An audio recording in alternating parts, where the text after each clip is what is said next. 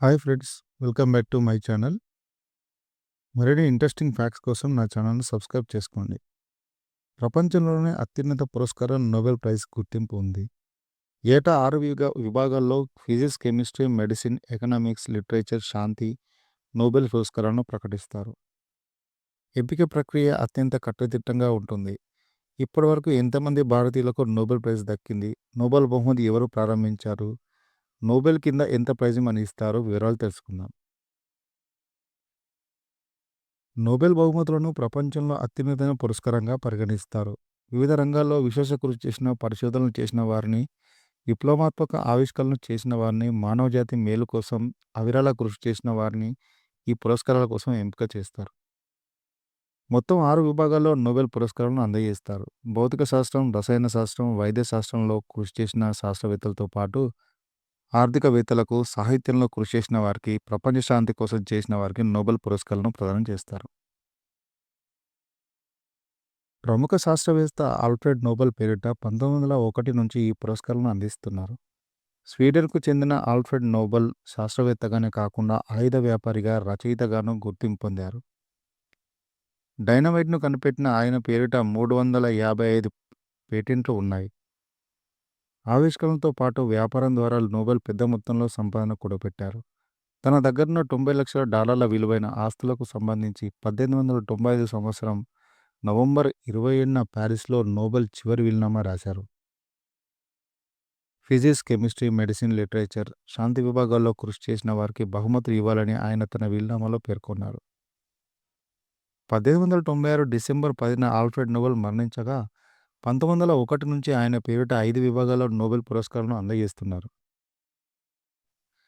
1969 నుంచి Sweden central bank Nobel ఫౌండేషన్‌కు అందించిన భారీ విరాళం ద్వారా ఆర్థిక శాస్త్రంలో నోబెల్ బహుమతులు ఇస్తున్నారు.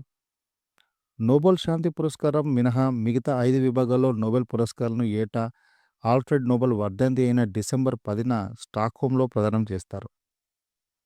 నోబెల్ శాంతి పురస్కారాన్ని మాత్రం నార్వే రాజధాని ఓస్లోలో ప్రదానం చేస్తారు. నోబెల్ బహుమతులు ఇవ్వడం కోసం ఏర్పాటైన నోబెల్ ఫౌండేషన్ పురస్కారాలు ఇవ్వడానికి అవసరమైన నగదుతో పాటు నిర్వహణ ఖర్చుల కోసం నోబెల్ సంపదను పెంచడంపై దృష్టి పెడుతోంది. నోబెల్ ఫౌండేషన్కు 1946 నుంచి స్వీడన్ పన్ను మినహాయింపు ఇస్తుండగా 1953 నుంచి అమెరికా సైతం ఇన్వెస్ట్మెంట్ ట్యాక్స్లను మినహాయింపు ఇస్తుంది. 2007 నాటికి నోబెల్ ఫౌండేషన్ ఆధీనంలో $560 బిలియన్ విలువైన ఆస్తులు ఉన్నాయి. నోబెల్ బహుమతి అర్హులను ఎంపిక చేయడానికి చేసే ప్రక్రియ తీవ్రమైన కసరత్తుతో కూడుకొని ఉంటుంది. అందుకే నోబెల్ బహుమతిని విశిష్ట పురస్కారంగా భావిస్తారు. నోబెల్ పురస్కార గ్రహీతలను ఎంపిక చేయడం కోసం నోబెల్ కమిటీ ఏటా 3000 మందిని గుర్తించి వారికి నామినేషన్లు పంపిస్తుంది.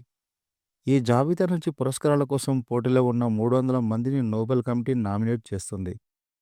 వీరి వివరాలను బహిరంగంగా వెల్లడించదు. ఈ నామినేషన్ రికార్డులను 50 ఏళ్ల పాటు సీల్ చేస్తారు.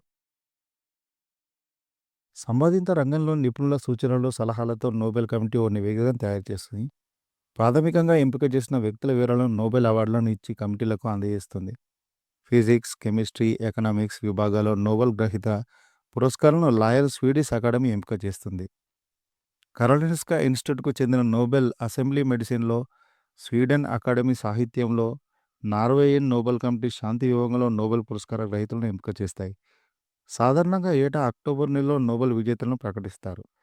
ప్రతి రంగంలో ఒకరు లేదా అంతకంటే ఎక్కువ మంది నోబెల్ పురస్కార గ్రహీతలను ఎంపిక చేయడానికి ఈ సంస్థలు సమావేశమవుతాయి. మెజారిటీ ఓటు ద్వారా గ్రహీతలను ఎంపిక చేసిన వెంటనే ప్రకటిస్తారు. ఒక్కో అవార్డుకు గరిష్టంగా 3 గ్రహీతలను, 2 వేర్వేరు ఆవిష్కరణలను ఎంపిక చేయవచ్చు. శాంతి పురస్కారం మినహా మిగతా విభాగాల్లో నోబెల్ అవార్డులను వ్యక్తులకు మాత్రమే ఇస్తారు. నోబెల్ పురస్కారానికి ఎంపికైన వారిని 18 క్యారెట్ల గోల్డ్ మెడల్‌తో పాటు డిప్లొమా, ప్రైజ్ మనీ అందిస్తారు. ఏటా ప్రైజ్ మనీ ఎంత ఇవ్వాలనేది నోబెల్ కమిటీ చేతిలో ఉంటుంది.